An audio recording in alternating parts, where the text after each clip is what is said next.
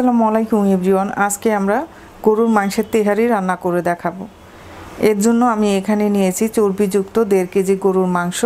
মাংসটাকে আমি এরকম ছোট টুকরো করে ধুয়ে নিয়েছি। আর নিয়েছি 5 কাপ পোলাওর চাল। চালটাকে আমরা ধুয়ে পানি ঝরিয়ে নেব। তেহারির মশলার জন্য নিয়েছি এখানে একটা জয়ফল, 1 টেবিল চামচ জয়িত্রী, 3 টুকরা দারচিনি আর 15টা ছোট এলাচ। এগুলোকে আমরা ভাজা ছাড়া গুঁড়ো করে নেব। গুঁড়ো করে এখান থেকে আমরা 1 টেবিল চামচ নেব। মশলাটা গুঁড়া করে নিয়েছি। এবার এখান থেকে আমরা 1 টেবিল চামচ গুঁড়া মশলা নিয়ে নেব। চুলায় আমরা একটা হাঁড়িতে সয়াবিন তেল আর সরিষার তেল মিক্স করে 1 কাপ তেল দিয়ে দিচ্ছি।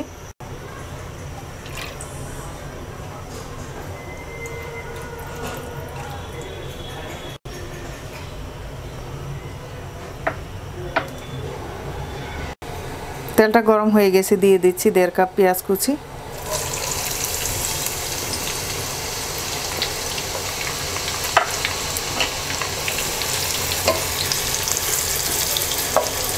পেঁয়াজটাকে আমরা বাদামি কালার করে ভেজে নেব।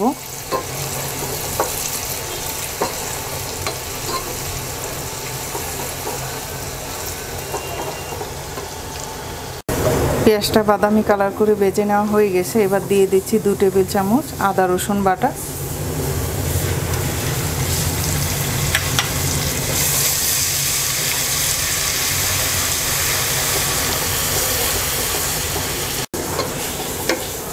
সাত আটটা কাঁচামরিচ ভেঙে দিয়ে দিচ্ছি।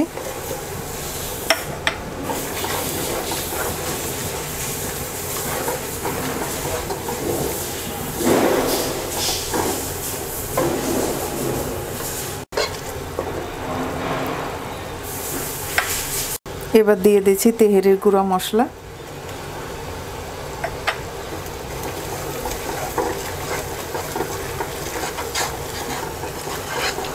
দিয়ে দিচ্ছি মাংসের জন্য পরিমাণ মতো লবণ।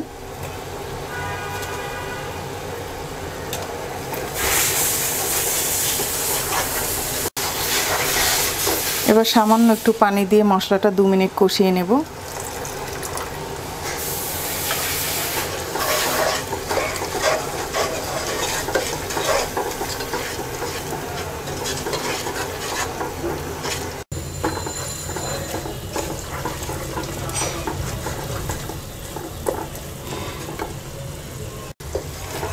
মশলা কষিয়ে নেওয়া হয়ে গেছে। এবার মাংস দিয়ে দিচ্ছি।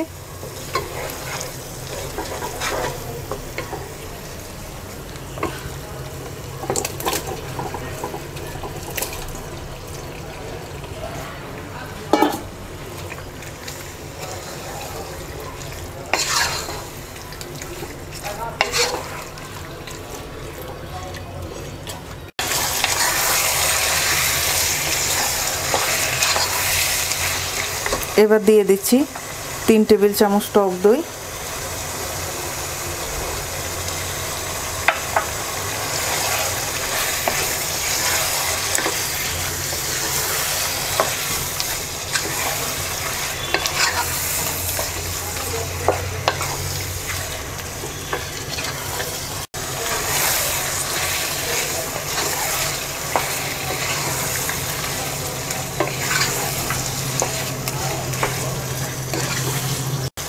এবার চুলার আঁচ বাড়িয়ে দিয়ে মাংসটাকে 5 মিনিট কষিয়ে নেব।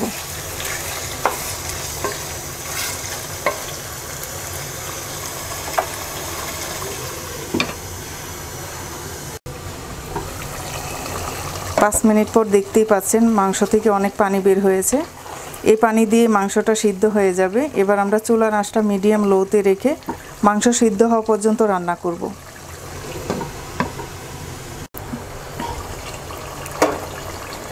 মাংস সিদ্ধ হয়ে গেছে।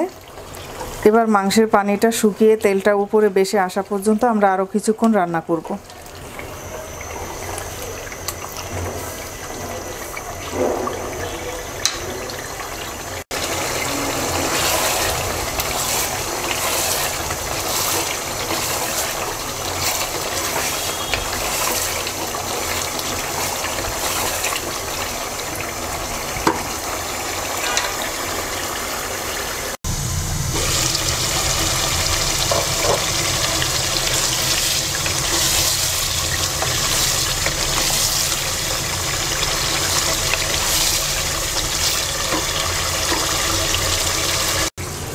মাংসের পানিটা শুকিয়ে তেলটা উপরে চলে আসছে। এবার আমরা এরকম একটা চামচ দিয়ে মাংসগুলোকে তুলে নেব।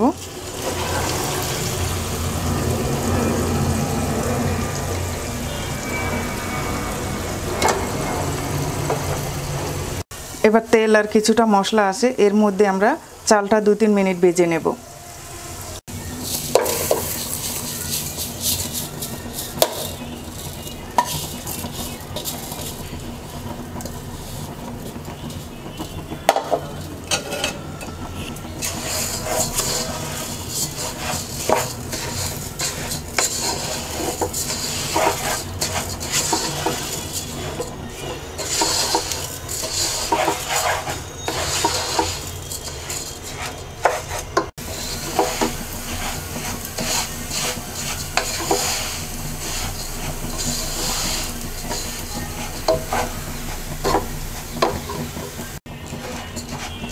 চালটা ভেজে নেওয়া হয়ে গেছে। এবার আমরা চালের ডাবল পানি দিয়ে দেব।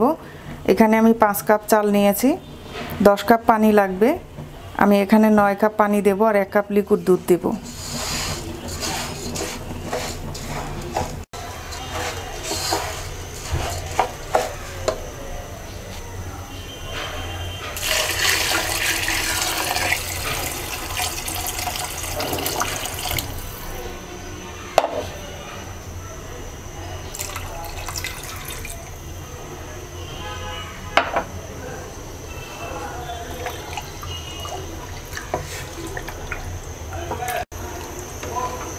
চালের জন্য স্বাদমতো লবণ দিয়ে দিচ্ছি, 7-8টা কাঁচামরিচ দিয়ে দিচ্ছি।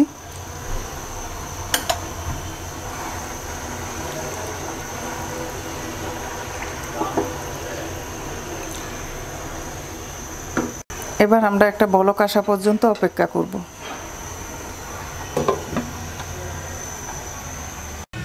বলক চলে আসছে। এবার আমরা এর মধ্যে দিয়ে দিচ্ছি 1 টেবিল চামচ কেওড়া জল।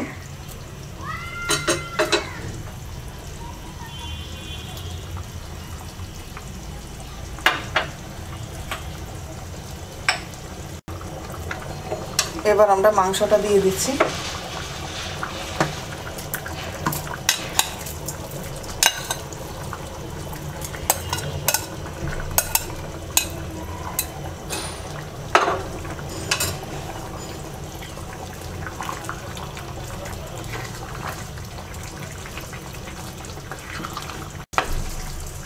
এবার আমরা অল্প আছে ঢাকনা দিয়ে 10 মিনিট অপেক্ষা করব। 10 মিনিট হয়ে গেছে, ঢাকনার এই সিদ্ধটা বন্ধ করে দিয়েছিলাম। এবার আমরা দিয়ে দিচ্ছি 1 টেবিল চামচ ঘি।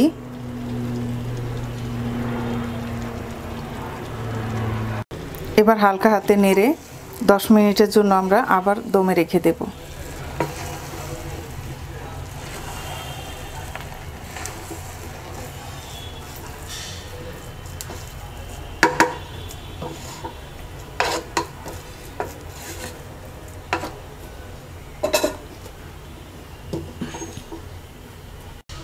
দশ মিনিট হয়ে গেছে, এবার আমরা নামিয়ে নেব। তৈরি হয়ে গেছে গরুর মাংসের তেহারি। আশা করি আপনাদের ভালো লাগবে। আজকে এ পর্যন্তই, সবাই ভালো থাকবেন। আল্লাহ হাফেজ।